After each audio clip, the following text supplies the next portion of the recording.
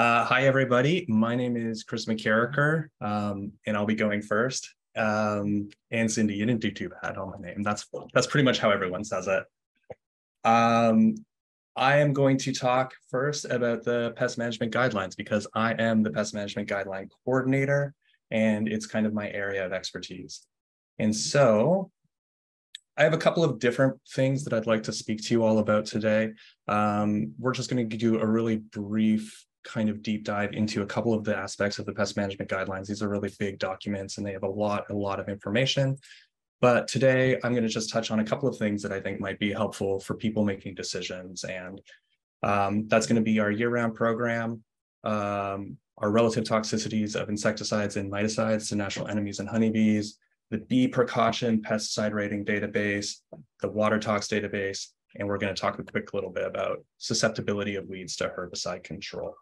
So just to start, I want to give you a quick overview of the PMGs themselves for those who might not be familiar. We have 47 of them, and they are crop specific.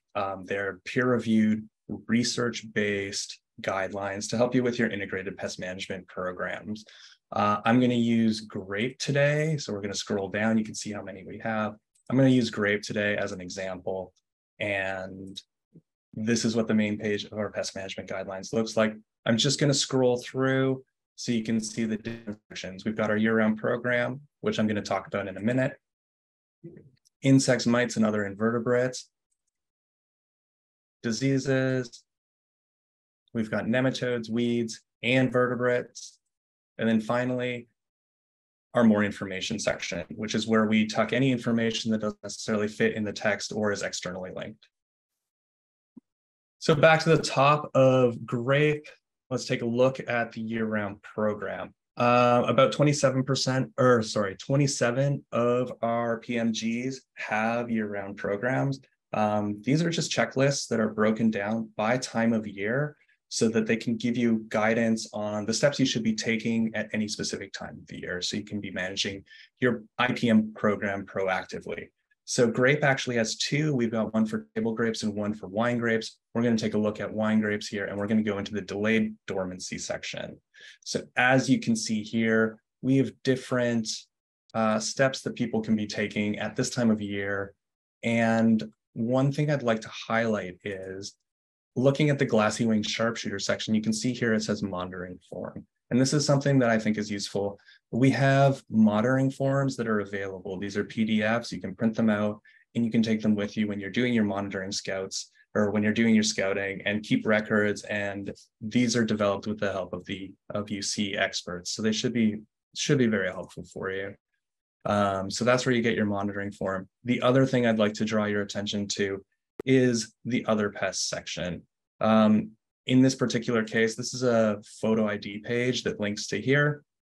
We have photo ID pages for a lot of different pests you might be finding. And you can see here, we've got rodents and rabbits, beetles, diseases. And this is just to help you figure out what's going on and help you identify what's going on in your crops and make the best decisions you can. You can also get to these forms and photos through our form library. The best way to get to this is just by searching Google for UCANR form library. We'll go into grape and you can see these are the IPM forms for monitoring that we have. These are the different photo galleries and pest ID galleries we have. And you can see there's a certain amount of information there that should help you when you're making your decisions and when you have any questions.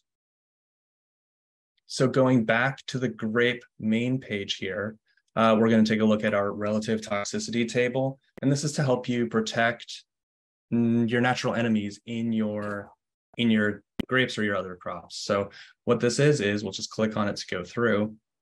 We have a list of different active ingredients along the left side here. And then this is the mode of action. So you can help with your resistance management program. And then this is their toxicity for general predator or predatory mites, general predators, parasites, honeybees, and then this is your direction. So it's a useful resource when you're planning an application or you're considering different pesticide applications. So let's just take a look at what it would look for imidacloprid. Here's imidacloprid. You can scroll down, you can see it's a 4A pesticide.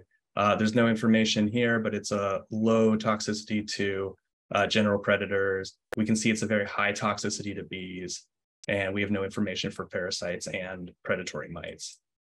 If you want a little bit more information on how it affects bees, you can scroll down. This is where all the footnotes are describing the different aspects of the table. But you can click here and you see we have our bee pesticide or bee precaution pesticide ratings. This is a table developed from research. This is a database developed from research that you can enter the different active ingredients in, or also trade names, and get more specific information on how a specific pesticide affects bees. And so we can see here imidacloprid, it's got the rating of 1, which is the highest rating, which means it's the most toxic towards bees. And it's also toxic to bee brood and other bee species. So these are your native bees, things you might find around that aren't managed pollinators, but stuff we still want to take care of. So we want to know. So going back to the main page, I want to show you the water tox information that we have. This is, well, we'll just scroll down and let's take a look at the sharpshooters entry in the PMG. If you click on that, you can see this is what a pest entry looks like. Usually there's a photo on the top, scientific names, and you can scroll down and there's all sorts of information in here. We're going to scroll past all of that for today. And I just want to show you a couple of things at the top of the treatment table. So here, this will link you back, the natural enemies and honeybees will link you back to the relative toxicity table that I showed you earlier. And this environment link here will take you to our mitigating pesticide hazards page. And I just want you to see this. We've got a ton of information here as well that can help you with mitigating risks from pesticides. But we're going to scroll back up to the top because the thing I want to show you is the water tox database. So we're just going to click on that. And this is where the information comes from, just a little bit about all this information comes from the USDA. Well, almost all the information comes from the USDA. And we're just going to find the properties of a single pesticide. So we're going to look up imidacloprid again. You can see here, it comes up with the alternate names. Click on that. And here we go. It'll ask you a bunch of questions. I filled in all of these as a kind of a hypothetical. If we were going to apply imidacloprid to a grape, to some grapes, this is maybe what it would look like. So you click go, and there you're at. And it tells you these are the different risk levels that you're going to see with the application on this. More than 50% of the field applied to the foliage at less than 1/10 of a pound of AI per acre. So this is what you can expect to see in terms of risks to the water. So if you've got fish and you've got your human risks. I'm going to just scroll down a little bit further here.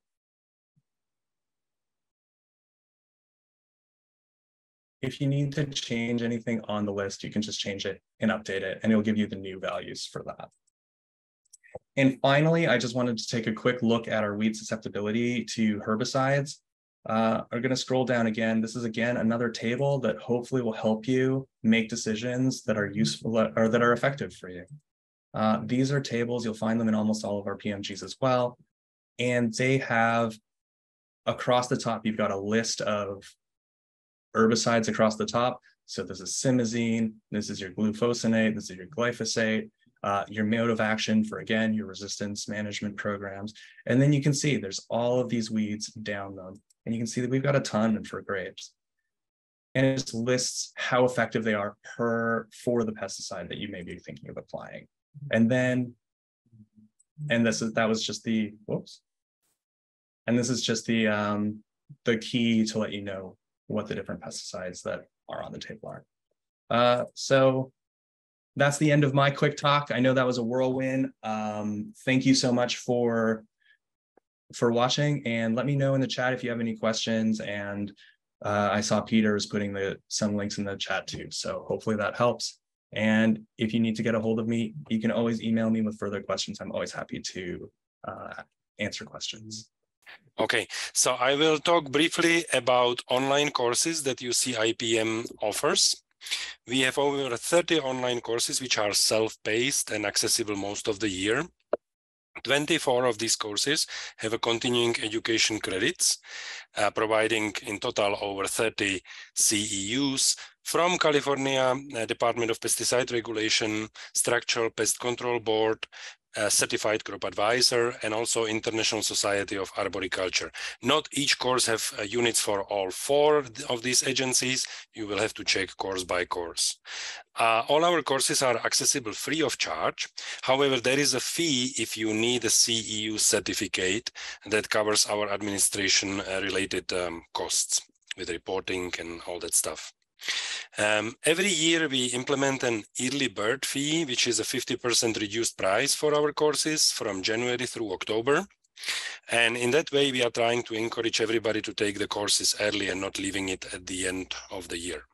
The screenshot that you see right now is from the Air Blast Sprayer Calibration course, which has 2 hours of other continuing education units and ½ hour of laws and regulations. It's a really thorough course which provides information on the principles of spray calibration, including calculations, components of sprayer and their maintenance, nozzle types, droplet size, spray coverage, and preventing drift. And I'll present few more courses that we are offering. So this is from the course called Diagnosing Herbicide Injury, which was developed based on in-person course delivered every year by Dr. Brett Hanson and Qasim Al-Khatib. We are striving to make our courses not only educative, but also interactive and entertaining. And as an example, in courses that we've developed in the last few years, we are including cartoon animations as a guide through the course content. And our efforts have been noted, and 2 of our recent courses received Gold Prize from the Association of Communication Excellence.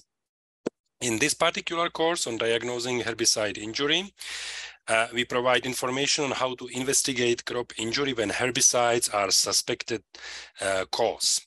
It includes information on how herbicides injure plants, how long herbicide symptoms may last, and possible scenarios of herbicide exposure based on symptoms pattern in the field or in the orchard.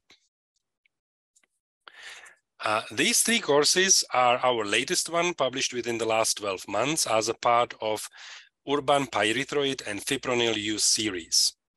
These courses focus on surface water protection regulations implemented in California that was put in place to reduce the amount of pyrethroids and fipronil in surface water, because these pesticides are highly toxic to many aquatic organisms.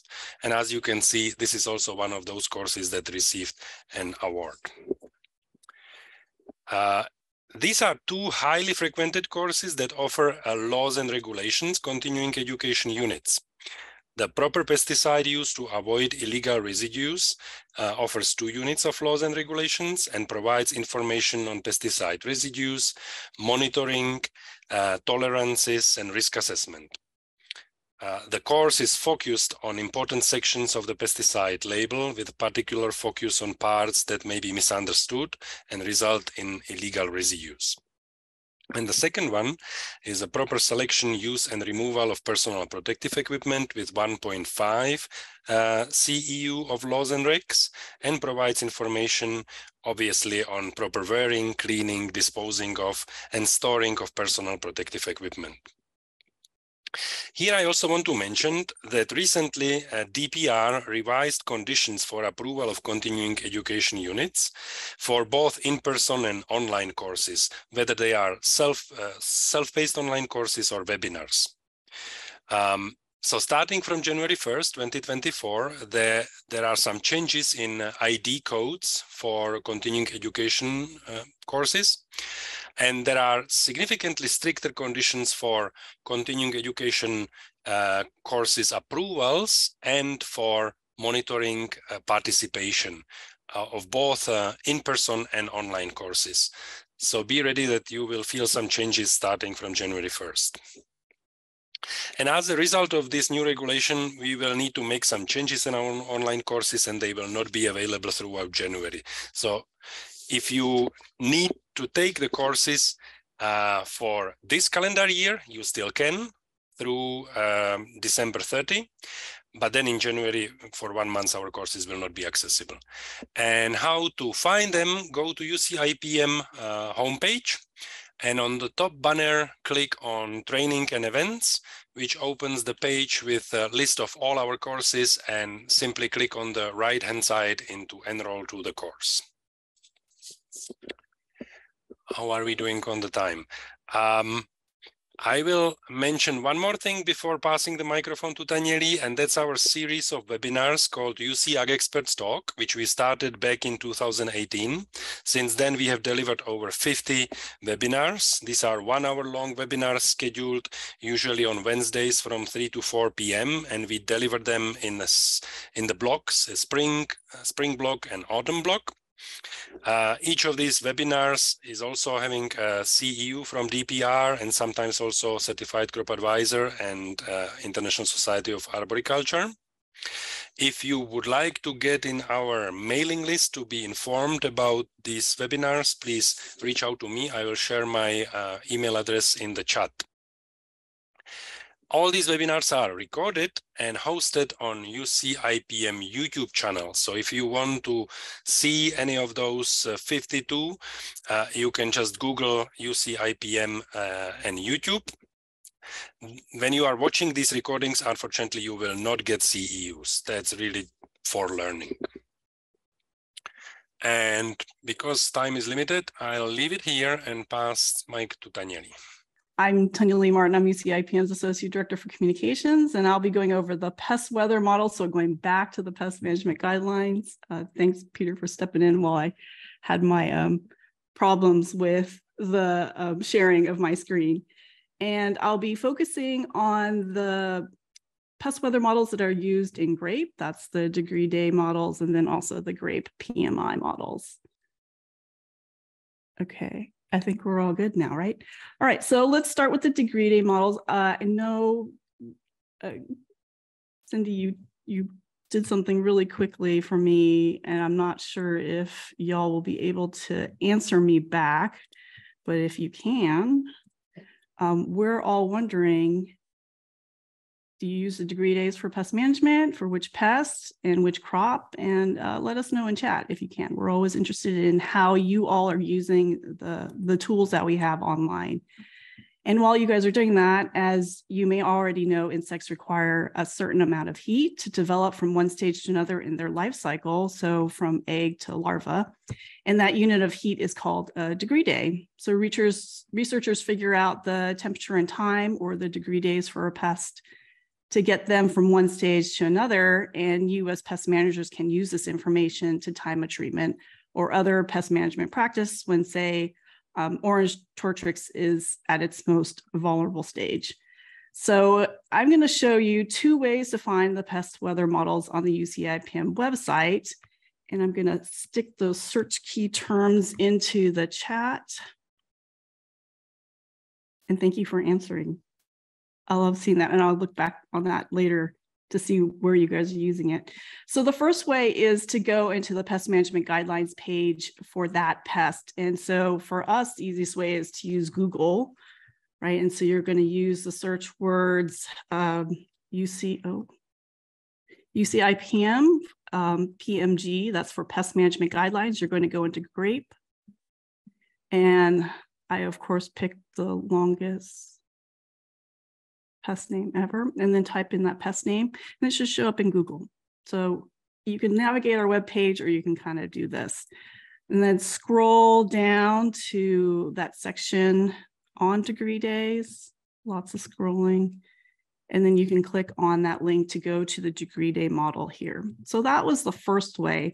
And then the second way to do that is actually we have an overall weather page. And so let me stick that into the chat. All right, so here are the search terms. You can Google that. So UC IPM weather, and that should take you directly to our weather models and degree days page. And so that's the other way you can get to our degree days information. So I'm going to go over this page really quickly before we get to the pest weather models. And the first section is called California Weather Data, and these are the weather stations. So there's no pest model associated with it. We have advisor-funded weather stations, which are called PestCast. And then you can also use our CIMIS stations, which are not ours. They're actually the state of California's. And I see someone is in trouble because we have broken links. But you're awake now, aren't you? Okay, let's try this. All right, so here's CIMIS. It stands for the California Irrigation Management Information System. And so anyone can access their data on weather stations that they maintain throughout California. All right, so back to our page. And I'm going to skip down to the third part of it, which is the degree day calculator. And this is if you have a research paper from somebody else and they're giving you this criteria for how to enter the information into the model, and it's not something that we have online, you can go ahead and put that into the degree day calculator and it'll calculate your degree days for that model that we don't have set up on our website right now. So I'm going to scroll back up to the second section, which is all the pest and plant models that we have. These are the models, including the degree day models, that have been tested by and validated by UC Farm Advisors in California. So if you're interested in, let's say, omnivorous leaf roller, you can click on that. You're going to select your crop because these are the models that we have for it. And then choose your county. So Cindy, you're in Napa, right? So we'll put you in Napa. And then you're going to select your biofix depending on whatever model you're choosing. But for this, omnivorous leaf roller and grapes, the biofix is the first date that the moths are caught consistently in the pheromone traps. So you can also enter in your own data. You can enter your data online, or you can import a file, but that doesn't seem like much fun. We developed this model a long, long time ago, so it's a little clunky. We acknowledge that. But if you're going to use a CIMIS station, say near you, and get that information that way, then you can always use our sort of loaded model on the web page. And so this is after you calculate it, it'll calculate all your degree days for you, the amount of degree days that are accumulating daily over time based on the weather station that you chose.